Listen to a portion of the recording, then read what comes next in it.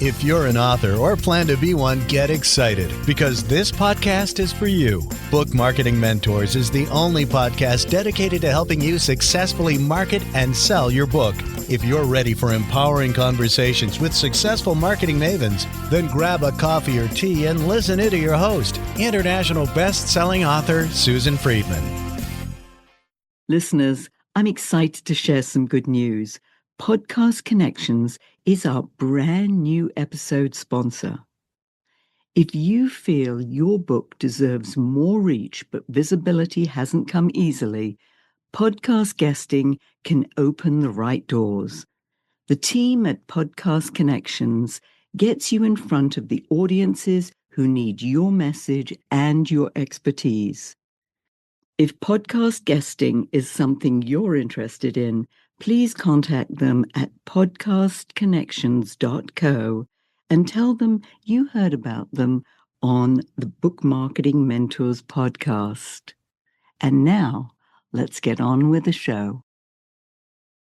Welcome to Book Marketing Mentors, the weekly podcast where you learn proven strategies, tools, ideas, and tips from the masters. Every week, I introduce you to a marketing master who will share their expertise to help you market and sell more books. Today, my special guest is Robin Ayoub. Robin is the founder and CEO of N49 Networks. He helps founders and leadership teams figure out why revenue stalls as companies grow. As a fractional chief revenue officer and strategic advisor, he helps align sales, marketing, operations, and AI so they actually produce results. With more than 25 years of experience across global services, technology, and regulated industries, Robin is known for cutting through noise and bringing clarity to what really drives revenue. He's also the creator and host of Localization Fireside Chat, a leading industry podcast featuring global voices in AI technology and communications. Robin, what an absolute pleasure it is to welcome you to the show. And thank you for being this week's guest expert and mentor. Thank you, Susan, for having me. Appreciate it. Well, Robin, just a few weeks ago, the tables were turned and I was your guest. So it's so fun to have this reciprocal arrangement that you now are a guest of mine. I'm Great. Thrilled to introduce you to my listeners. Now, talking about my listeners, as you know, nonfiction authors, and many of them believe that selling more books will solve their revenue challenges. Let's ask you, where do you see the real revenue breakdown for experts and thought leaders, which, as you know, many of my people are, and if they're not yet, that's what they want to be. That's what they aspire to. Thanks for bringing that topic. It's a pretty interesting topic that everybody thinks about. And if they don't think about, maybe they should think about.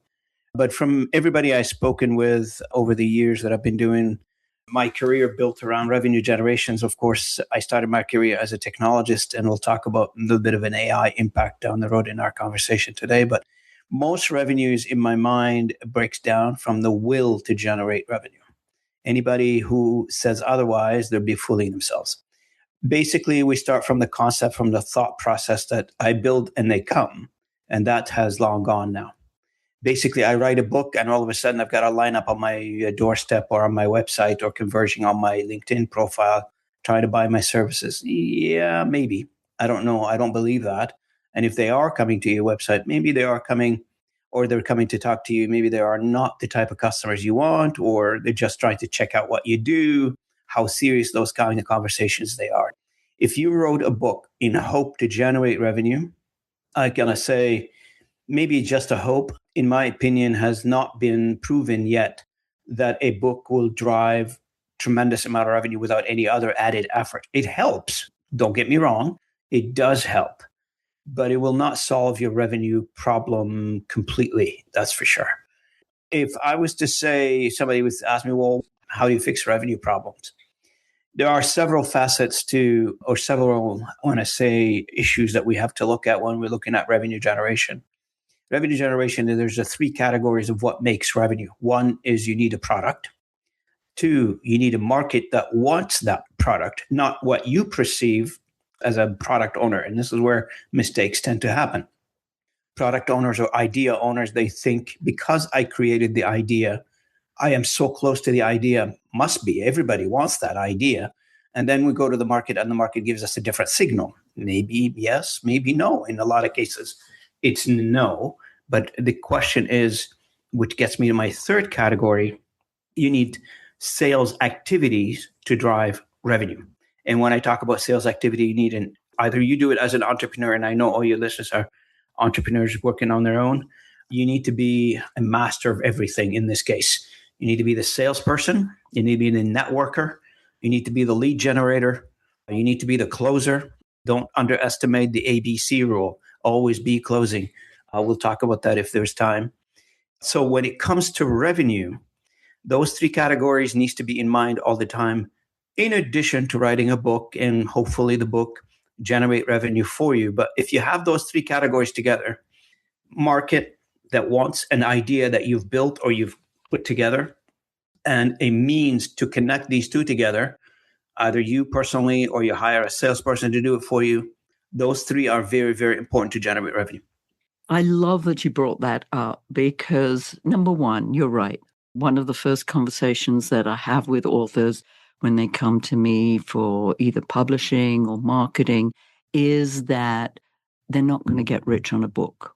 It's unlikely. I don't want to say they're not, but the chances are pretty slim, unless, of course, you're a celebrity or you've got something that's going to really drive sales. For the most part, that's not the case. The book is the product. What the market wants, and I think you said something really significant, Robin, and that is you think the market wants it, but in reality, that may not be the case, and you find that out the hard way. That's one issue. And then the third one is the one that they hate most, and that's the sales activity. It's like, that's what they want somebody else to do for them. Can you market or sell my book for me? It's like bringing a child into the world and saying, okay, I brought it into the world, but I really don't want to look after it. You take care of it. You're absolutely correct. It's proven over time that whoever creates an idea, a book in this case, are the best salespeople for this particular idea. They are so passionate about it. Nobody can speak to the amount of passion that they have about this particular idea, but they need to have invested time, energy in doing so. It will not happen on its own. You got to go out. You got to pound the street, as they say in North America. You got to go meet people, shake hands, attend networking events. You got to do all of it in order for you to put it out there. And you're right, unless you're a celebrity of sort and you have millions of followers, you're not going to be able to make money out of this venture unless you do extraordinary stuff by actively promoting it. And market reacts to people who have energy promoting an idea. And there's a psychology for this one. If the market sees an idea owner, a book owner, or whatever, product, service, whatever they are, and nonchalantly, once in a while, they pop here and there and they do a little bit of an effort here and there, nobody pays attention to that because the message we're signaling at that point is, I don't know if I believe in my own ideas. I don't know if I believe in my own product. And therefore, I'm not investing a lot of energy, a lot of time and investment into it in order for me to promote it. People and market wants to see that you are passionate about what you're doing. And that's the key to selling, that you believe in what you've written in a book and you're trying to make more people see what you saw in that book. And thirdly is, if you don't exhibit some sort of an energy pushing that out, people are going to discount you, and then the book is not going to hit the street as hard as you might think it will. Yes, that's so true. I mean, the passion for your book is key. And I hear that many times. I start off with a conversation on the phone with somebody. And if I don't hear that energy and that passion, I know there's a problem. It's like, well, why did you write this book? You've got to believe in it, as you say. And that energy and passion is the beginning of that sales cycle, because if you're not excited about it, then who else will be?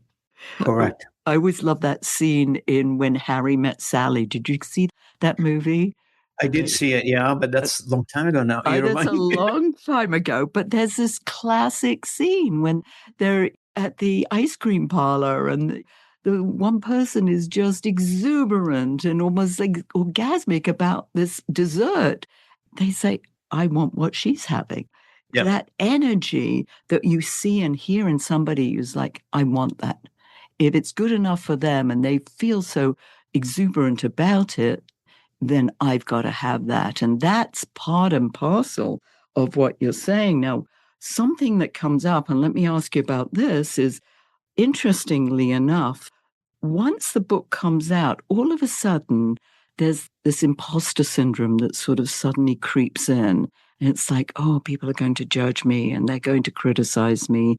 And oh, I'm not sure that I really feel right about putting this out in the world.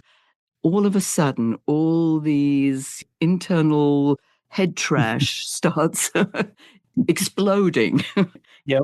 Talk to us about that. These kind of thoughts and ideas and internal debate, I think, should have happened on the onset of the idea of writing a book, not after the fact, in my opinion. Internally, when I decide to do something, I make those decisions first before I engage in doing the actual project, in this case, be it a book.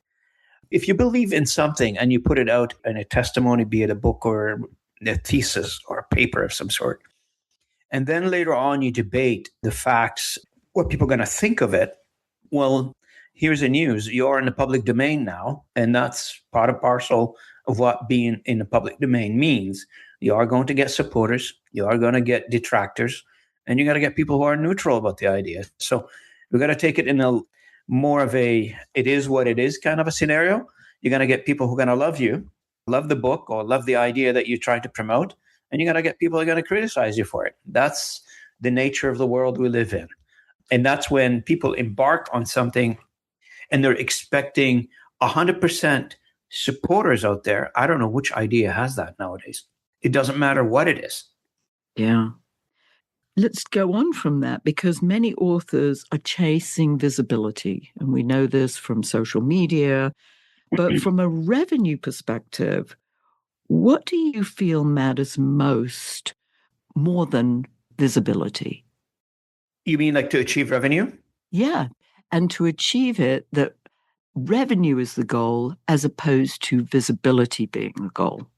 The Instagram syndrome that is going on out there, how many clicks I get and how many likes and hearts, whatever they call them, those don't generate revenue.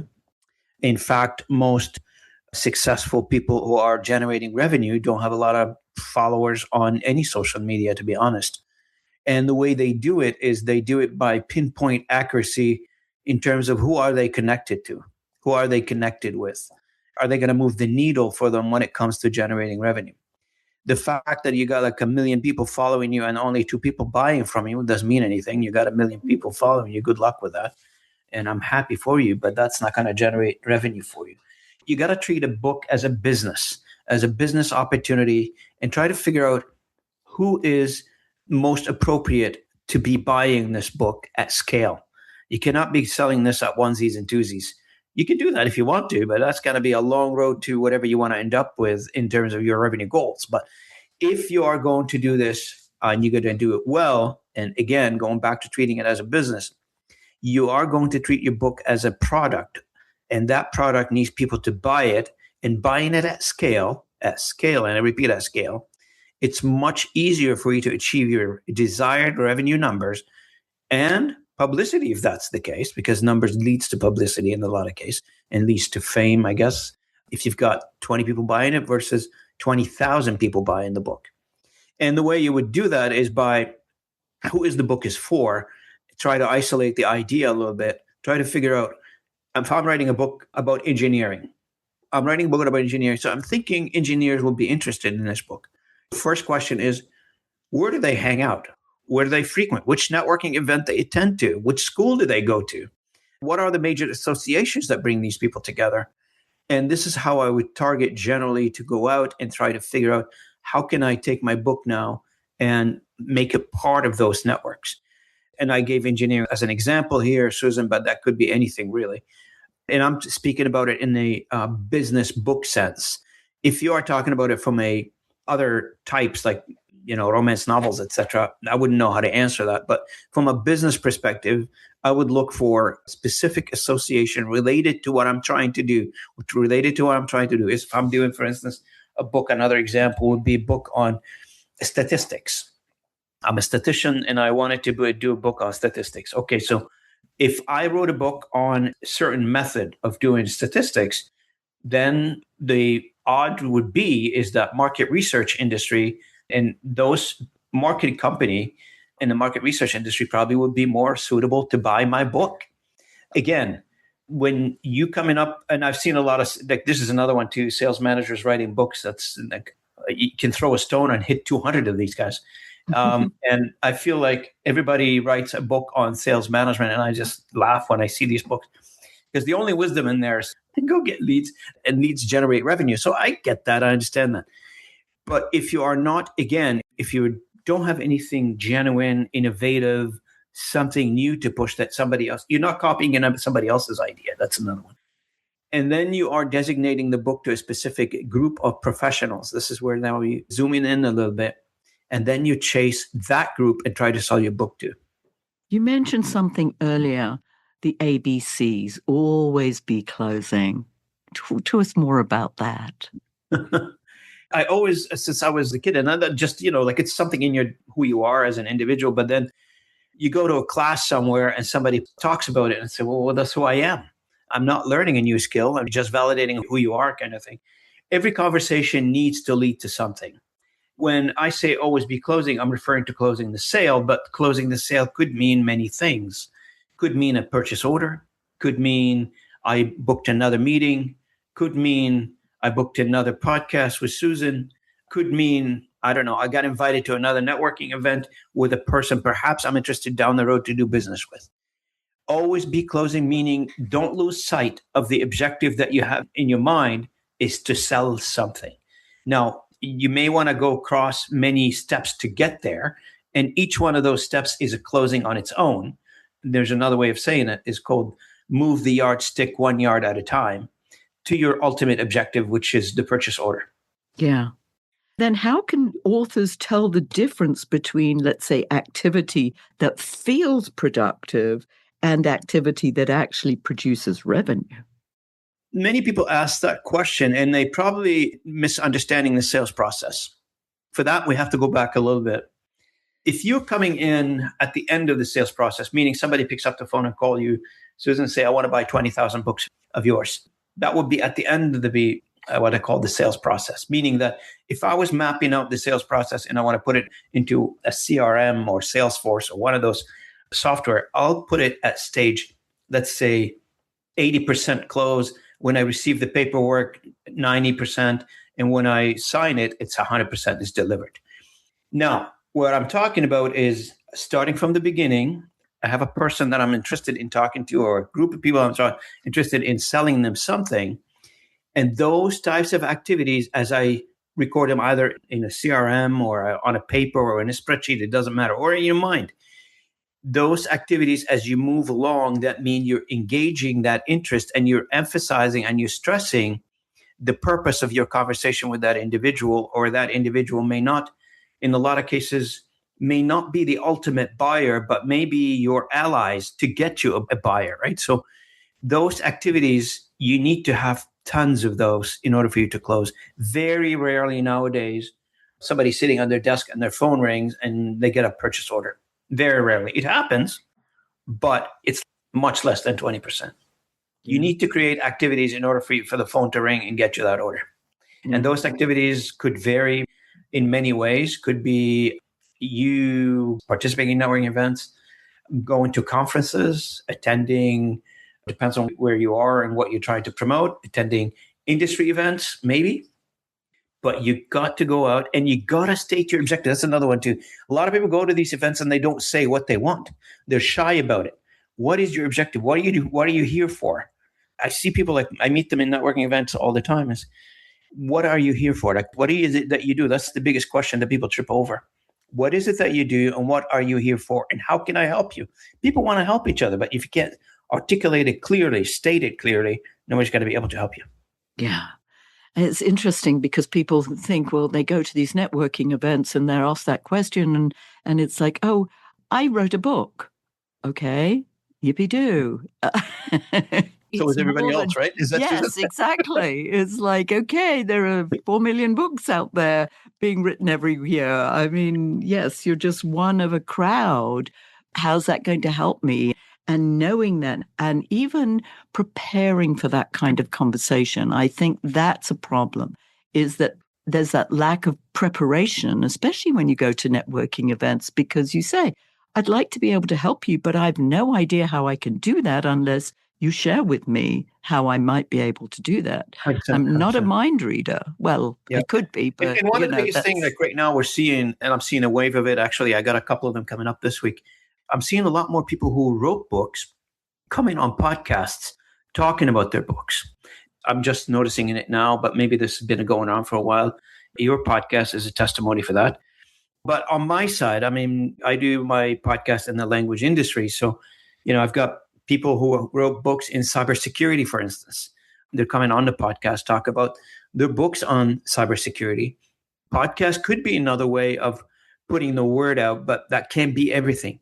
You have to be like a triathlete when it comes to selling. I use sports analogy on that one. So you got to do everything possible to get the word out. Your social media, your podcast, your face-to-face networking.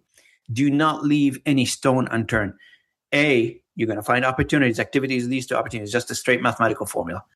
Activities leads to opportunities. Opportunity leads to close deals, and therefore you're closing sales. You treat that as a mathematical formula. I need 20 activities to close one deal. If I need 2 deals, I need 40 activities. That's one way to do it. The other thing that you're doing at the same time is you're demonstrating how much you believe in the cause that you've written about. This is very important because most people write books, their heart is not into it. People know that. They wrote it because they think it's going to get them a business of some sort. And people know that, and they shy away from it. If you demonstrate that you're passionate about what you just wrote about, people will take a different view of you.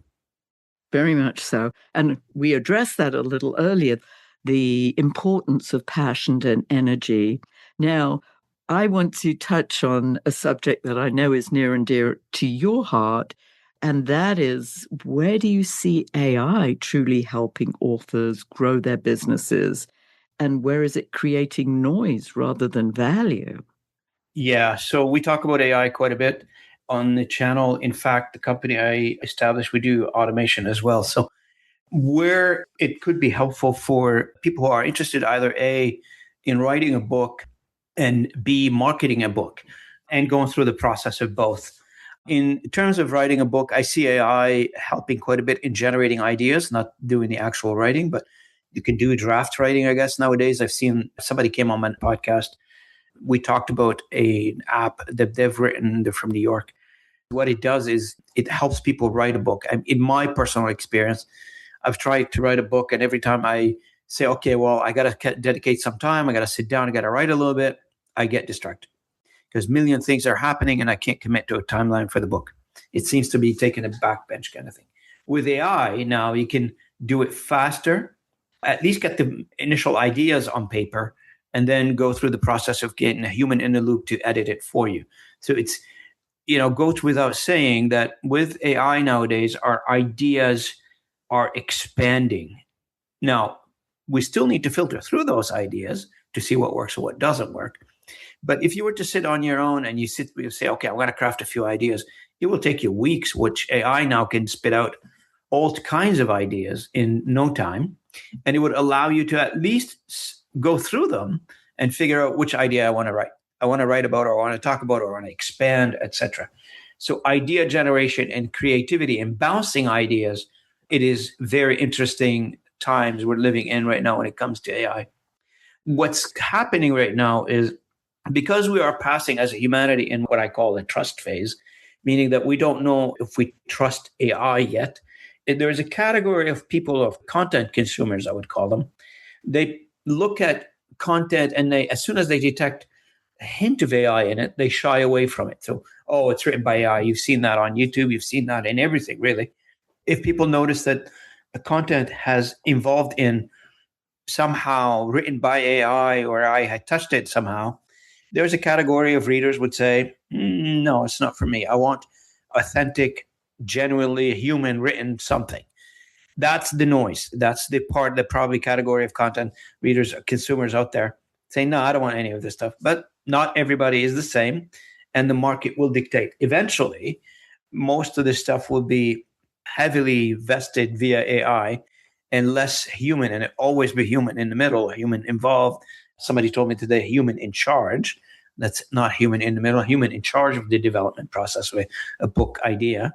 I think, and you're seeing it right now, Susan, you're going to see a time that it takes us to write a book shrink quite a bit, dramatically over time, maybe less down the road than it is right now. Because right now we're still in a trust phase. We don't know if we trust this thing. So we're spending a lot of time editing, reviewing, making sure it hits home the intended audience. On the automation side, on the marketing side, I think it's a miracle worker right now. Because why? Because now, an author can be a Swiss Army knife, to be honest with you. They can be the author, the marketeer, the salesperson, all in one if they use the right tools when it comes to AI. There's a lot of automation possibility using AI for marketing that they can use, people can use. It's not going to cost them that much money. And since they are solo, they don't have a lot of teams behind them try to support them. They're going to have to rely on themselves to do it. The alternative to that is do it manually. Reach to each individual manually, tell them I wrote a book, and go through the spiel again. You don't need to do that. AI can help you expand and amplify the message dramatically from a speed and coverage perspective. The selling piece, also perhaps like the entire administrative part, not the actual talking to people and talking to your customer, but I'm talking about the administrative part. If you want to, for single owner, maybe you don't want to do that, but if you have an administrative part to selling, all that stuff can be handled via AI, from invoicing to troubleshooting, etc. There's so much that AI can help us with. It's just amazing. I'm just blown away with every day I'm finding something else. Any event, I know that before we run out of time, I was like, I want you to share with us how our listeners can find out more about you and your services. Absolutely. You can head out to my website, N49networks.com, N49, the number 49, networks.com. You can find me on LinkedIn. Easy to be found on LinkedIn. Robin Ayoub, you can find me. And also, you can email me if you want, robin.ayoub, my first name, last name, at N49networks.com. I really appreciate it. And I'll put all of those links into the chat because I never know where people are. They're walking their dog, they're mowing the lawn, they're doing all sorts of things. So isn't necessarily able to write something down. Excellent. And as you know, Robin, we always have our guests leave our listeners with a golden nugget. What's yours? Mine is, I know for the solo owners or the solo entrepreneurs out there, times can get tough sometimes. So I leave you with this: never give up. Always, always, always, there's a way to get through. Never give up at all. If you believe strongly in something, hold on to this and make it the reason for you to succeed tomorrow. Yeah. Perseverance pays off. It really does. I know often, authors come to me and they say, oh, well, I tried that. They did a couple of podcast interviews and it didn't lead to massive sales or any kind of speaking engagement. And I say, no, just keep going. If you're talking to your audience, things will happen. 100%. Maybe not immediately, but over time, things do happen. It took me 2 years before I sold 500,000 copies of my book to one company. You never know it. I didn't go in expecting that order, but because of the relationship and that perseverance, that's when it came about. So yes, you're absolutely right. Hit the nail on the head. Robin, this has been fascinating and a very different approach for our listeners. Listeners, I know that we covered a lot of in-depth material. Go back and re-listen to this. Listen to Robin's wisdom. Check him out. I'll put all those links, as I said, in the show notes. And if your book isn't selling the way you wanted or expected to, let's you and I jump on a quick call together to brainstorm ways to ramp up those sales because you've invested a whole lot of time, money, and energy, and it's time you got the return you were hoping for. So go to bookmarketingbrainstorm.com to schedule your free call. And in the meantime, I hope this powerful interview sparks some ideas you can use to sell more books. Until next week, here's wishing you much book and author marketing success.